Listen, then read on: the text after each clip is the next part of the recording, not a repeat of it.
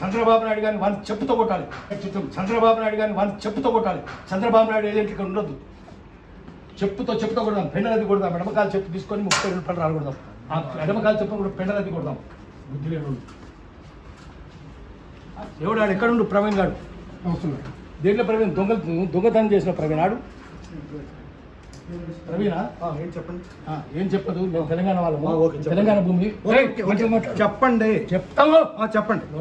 చెప్పండి. జయరాజ్ బొమ్మ ఎందుకు లేదు? నువ్వు ఆందోళన పాలు ఇక్కడి నుంచి గడ్డ పరగాల్సి కుక్కలకు ఆందోళన ఎన్ని పాలు ఇక్కడికి వెళ్ళి